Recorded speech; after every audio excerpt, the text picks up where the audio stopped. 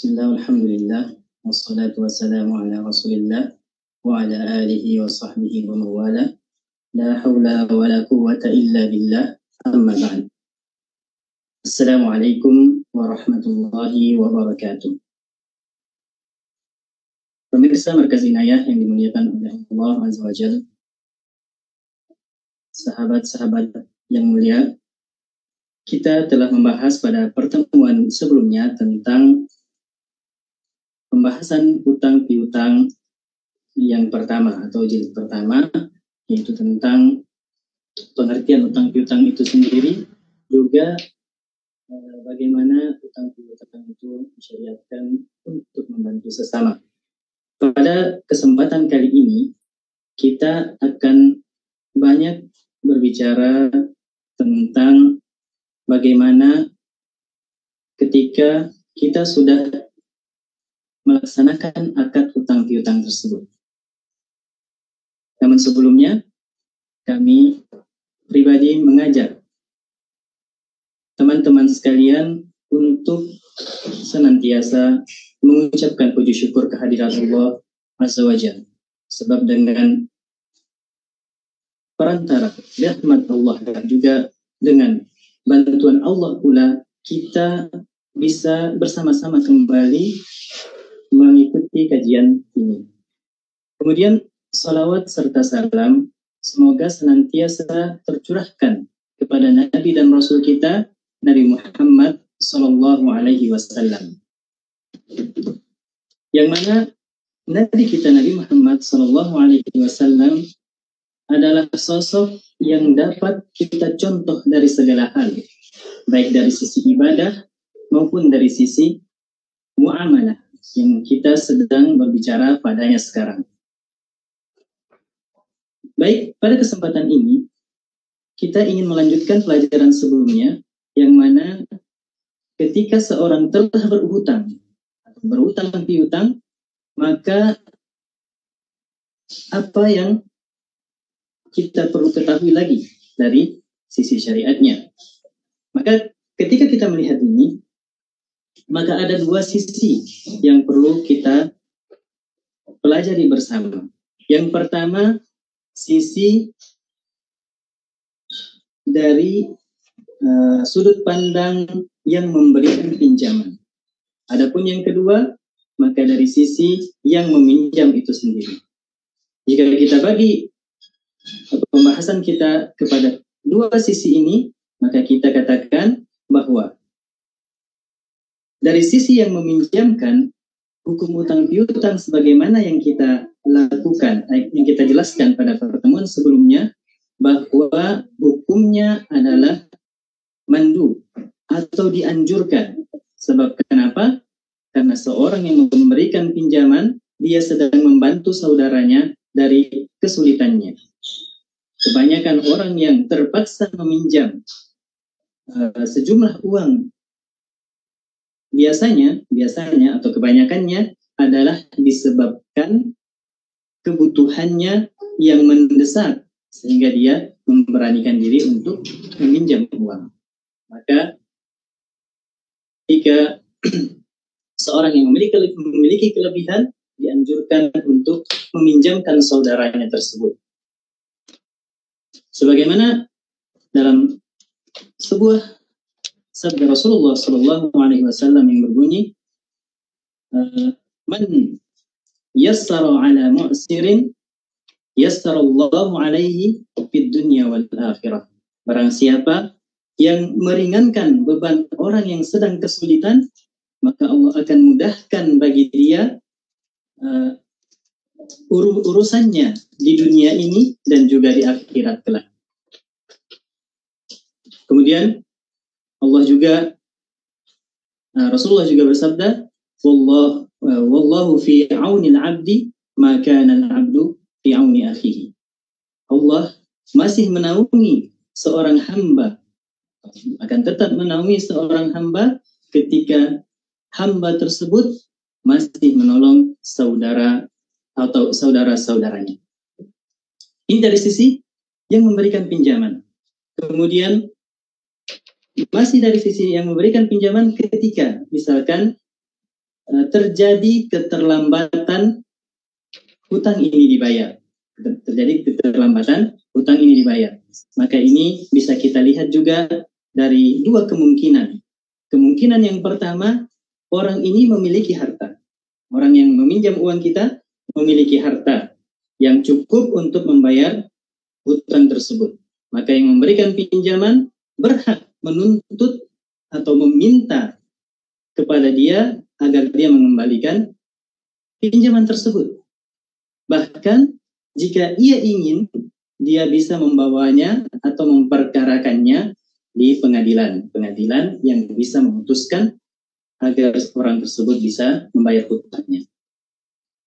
Keadaan kedua adalah ketika yang meminjam ini memang tidak memiliki apa-apa. Bahkan untuk makan sehari-hari saja dia merasa kesulitan. Maka jika kondisi peminjam kita atau yang meminjam uang dari kita seperti ini, atau dia merasakan kesulitan hidup dan tidak ada sama sekali yang bisa dia serahkan kepada kita untuk membayar hutangnya, maka di sini ada dua anjuran Allah di dalam Al-Quran. Wa in kana, a'udzubillahi minasyaitonir rajim, wa in kana dzu usratin fanadhiratun ila maisarah.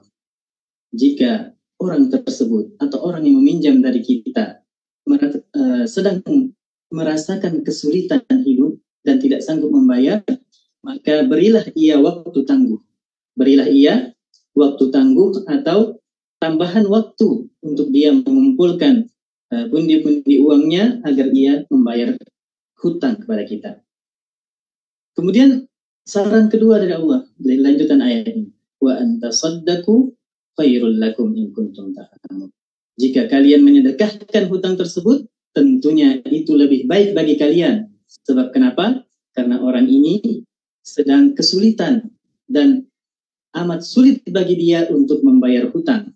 Makan saja sulit, apakah lagi dia berpikir untuk membayar hutang. Jadi orang kedua ini adalah orang yang memang sedang pada kondisi tersulit dalam hidupnya dan tidak bisa membayar hutang. Yang terbaik yang dilakukan oleh yang meminjamkan, yang pertama memberikan waktu tangguh jika ia tidak ingin menyedekahkannya.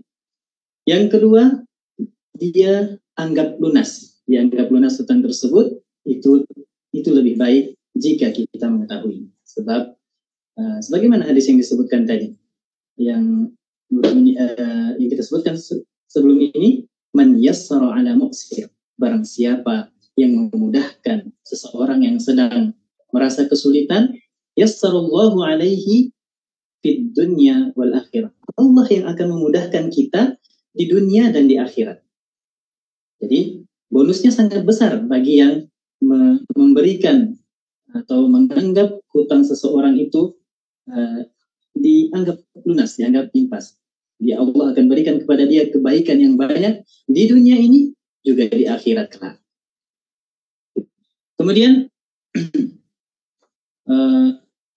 tentunya kita kembali kepada kondisi orang yang pertama tadi. Dia memiliki harta. Dia memiliki harta, namun dia tidak ingin segera membayar hutangnya. Padahal hutangnya sudah jatuh tempo. Pada kondisi ini juga ada dua kemungkinan. Yang pertama, dia memiliki harta yang cukup untuk melunasi hutangnya. Artinya, sebagai seorang hakim, berhak untuk memaksa orang ini menjual harta-hartanya, atau hakim sendiri yang menjual harta orang tersebut, kemudian hasil penjualannya digunakan untuk membayar hutang. Jika ada kelebihan, dikembalikan kepada yang punya harta. Kondisi kedua, orang ini memiliki hutang dan sudah jatuh tempo. Dan juga memiliki harta. Namun hartanya itu tidak cukup untuk membayar hutangnya. Maka pada kondisi ini, seorang yang meminjam atau hakim akan meminta atau mengambil harta orang tersebut untuk membayarkan hutangnya. Yang sebagian lagi masih terhutang. Di sini hakim boleh membuka misalkan pintu sedekah atau membuka donasi untuk membantu orang ini melunasi hutangnya. Jika hal itu juga tidak ada setelah dibuka open donasi, dibuka pintu sedekah, dikumpulkan dan tidak juga mencukupi hutang, mencukupi untuk membayar hutang tersebut, maka yang diajarkan oleh syariat adalah pada kondisi ini yang meminjamkan tadi dia mengambil apa yang sudah dibayarkan, kemudian sisanya dia bersabar dengan apa yang telah dia dapatkan. Bahkan jika ia maafkan hutang tersebut, itu lebih baik lagi. Jadi kembali ke poin yang tadi. Jadi dia sudah ambil sebagian hutangnya, sisanya kembali seperti tadi. Dia berikan waktu tangguh atau tambahan waktu, atau dia sedekahkan saja. Ini tentu lebih baik, dan dia akan mendapatkan keutamaan seorang yang memudahkan seorang hamba yang lainnya, yang mana Allah yang akan memudahkan kehidupannya di dunia ini juga nanti kelak di akhirat. Pembahasan utang piutang, jika kita lihat dari sudut pandang yang berbeda dari sisi yang meminjam. Yang meminjam ini, hukum asal bagi dia adalah boleh. Hukum asal bagi dia adalah boleh, tapi dengan syarat dia berazam atau memiliki keinginan kuat untuk membayar hutang tersebut. Namun jika dari awal dia meminjam sejumlah uang tersebut dengan niat tidak ingin mengembalikannya, ini termasuk kezaliman yang nyata dan bahkan dilarang atau haram bagi dia untuk meminjam uang tersebut. Kemudian dari sisi yang meminjam juga seharusnya dia betul-betul melihat tingkat kebutuhannya. Apakah dia betul-betul butuh terhadap pinjaman tersebut? Sebab pinjaman akan ditanya nanti di akhirat. Akan dipertanggungjawabkan jika dia meminjam sejumlah uang hanya untuk memenuhi keinginan-keinginan yang sebenarnya belum sampai ke tingkatan kebutuhan. Jadi kita harus membedakan antara kebutuhan dan keinginan. Kebutuhan adalah sesuatu yang harus ada, seperti makan, tempat tinggal, pakaian untuk menutup aurat. Adapun keinginan, terkadang dia lebih kepada ego atau ingin mengikuti tren dan lain-lain sebagainya. Maka harus kita bedakan. Jika kita meminjam hanya untuk sebatas memenuhi hajat tren kita, maka lebih baik tidak dilakukan. Sebab dikhawatirkan kita bermalas-malasan untuk membayar hutang tersebut. Adapun jika memang pinjaman tersebut karena kebutuhan yang nyata, maka silahkan meminjam dengan niatan untuk mengganti pinjaman tersebut di saat kita mampu, di saat kita diberikan oleh Allah kemudahan. Kemudian masih dari sisi yang meminjam, dibolehkan bagi dia jika akhirnya nanti dia diberi kelapangan rezekinya sedang melimpah, maka dia dibolehkan untuk membayar lebih kepada yang meminjamkan. Dan ini tidak termasuk riba, bukan kelebihan yang kita sebutkan pada pertemuan lalu, kullu qardin jarra naf'an fahuwa riba. Setiap keuntungan yang dipersyaratkan di dalam hutang piutang, dia adalah riba. Namun di sini dia tidak termasuk kelebihan yang dikatakan riba. Sebab kenapa? Sebab kelebihannya ini tidak dipersyaratkan di saat transaksi. Bahkan akan tetapi kelebihannya ini datang dari yang meminjam hutang itu sendiri tanpa paksaan siapa-siapa, dan dia sedang mendapatkan kelebihan, maka dia ingin memberikan kelebihan tersebut kepada saudaranya. Ini tidak mengapa, bahkan pernah dicontohkan oleh Rasulullah SAW ketika beliau meminjam sesuatu diberikan pengembalian yang lebih. Kan bisa kita katakan ini adalah sebaik-baik pengembalian pinjaman hutang. Baik, kita telah membahas tadi hutang piutang dari sisi yang meminjam, kemudian dari sisi yang meminjamkan. Dua sisi yang agak berbeda, tapi intinya termasuk dalam pembahasan akad transaksi utang piutang ini. Yang pertama, hukum bagi, kita ulangi, kita simpulkan, hukum bagi yang meminjamkan adalah dianjurkan untuk meminjamkan sejumlah dana kepada saudaranya yang membutuhkan.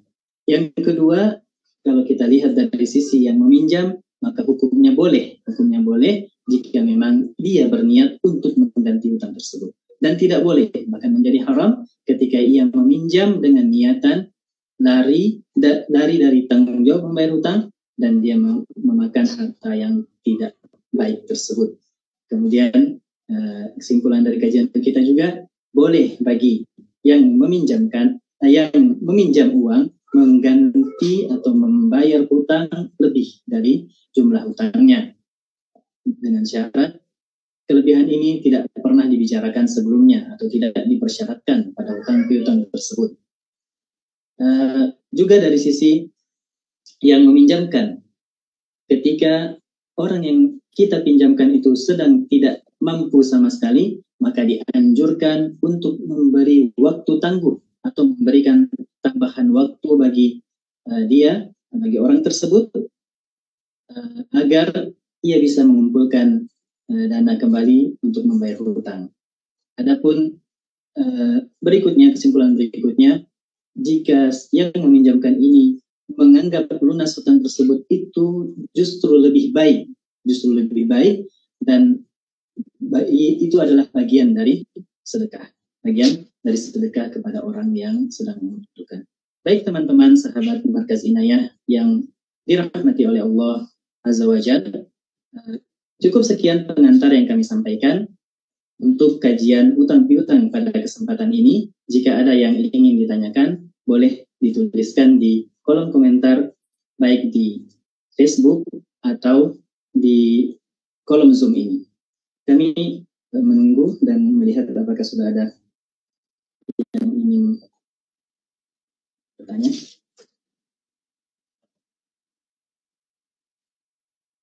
Ya, di sini sudah ada yang masuk. Pertanyaan dari Purwanti. Assalamualaikum, ada beberapa orang yang berhutang kepada kami. Sudah beberapa kali kita tagih sampai kita malu untuk menagih, tapi mereka seolah-olah tidak peduli. Ini sudah kita sampaikan tadi bahwa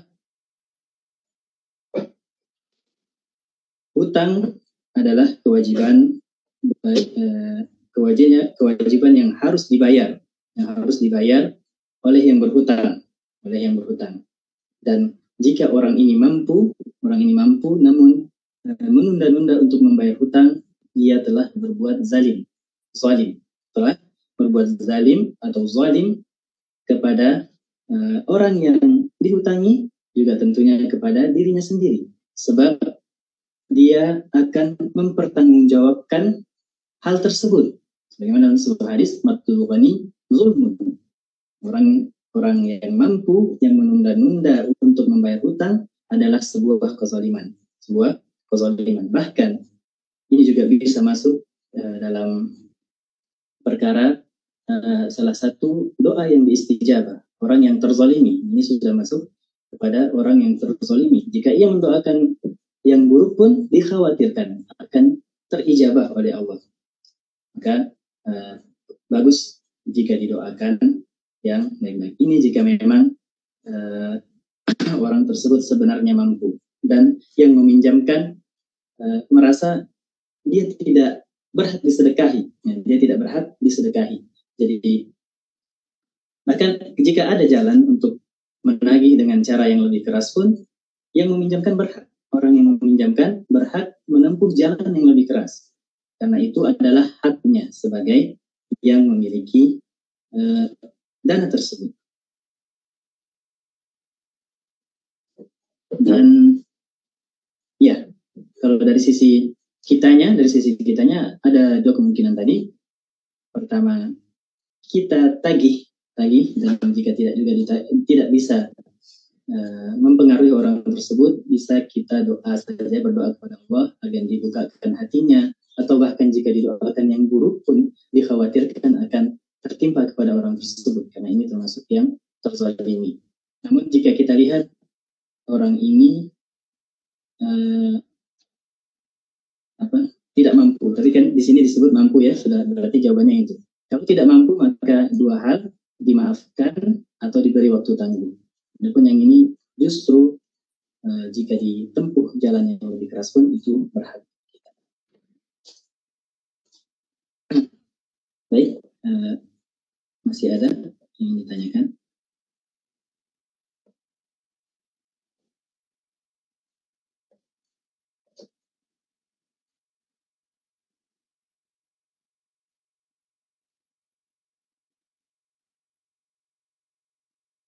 Ya, sambil menunggu juga, ada keutamaan lain bagi orang yang suka meminjamkan atau membantu orang lain.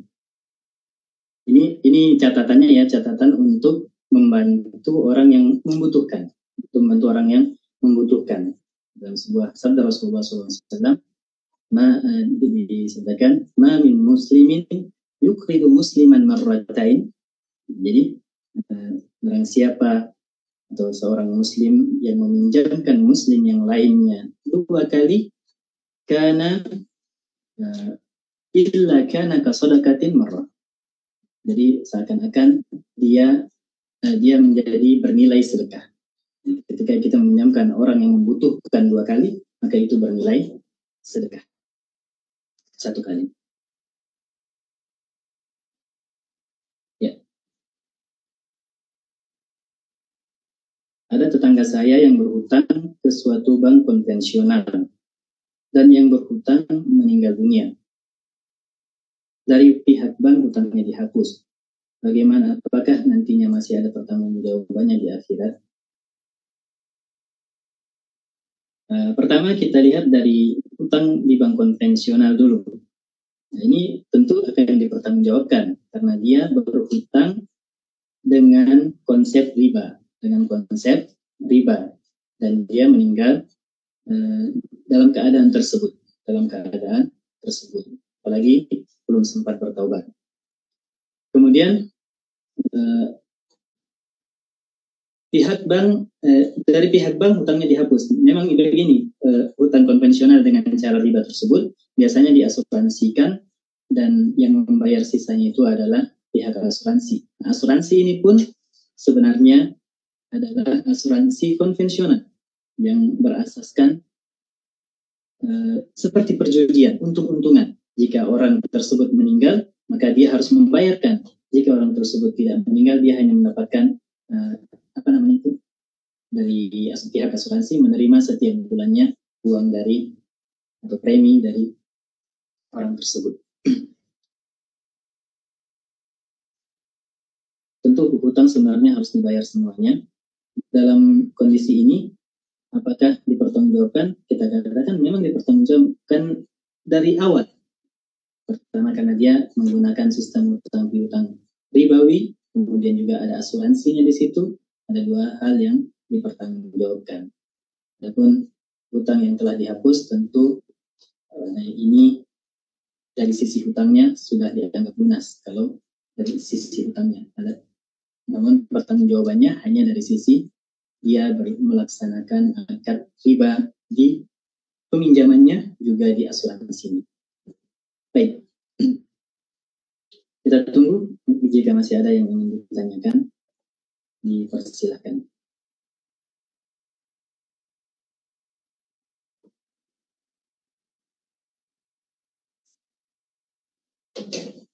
Ya, alhamdulillah kita telah membahas tentang hutang piutang atau hukum hutang piutang secara syariat, dan untuk pertemuan selanjutnya masih seputar hutang piutang, tapi hutang piutang yang dilaksanakan lebih rapi, lebih teratur, yang biasa kita kenal dengan arisan. Bagaimana hukum syariatnya? Apakah dibolehkan atau dianjurkan tidak dilakukan? Maka kami ajak penonton atau pemirsa sekalian untuk mengikuti kajian berikutnya yang insya Allah kita akan posting jadwalnya di fanpage Markaz Inayah. dukung selalu fanpage kami dengan menyebarkan video ini, juga meninggalkan komentar-komentar yang baik. Dan kami tutup kajian kali ini dengan kafaratul majlis. Subhanakallahumma wa bihamdik, asyhadu an la ilaha illa anta, astaghfiruka wa atubu ilaik. Wassallallahu ala nabiyyina Muhammad wa ala alihi wa sahbihi wa sallam. Assalamualaikum warahmatullahi wabarakatuh.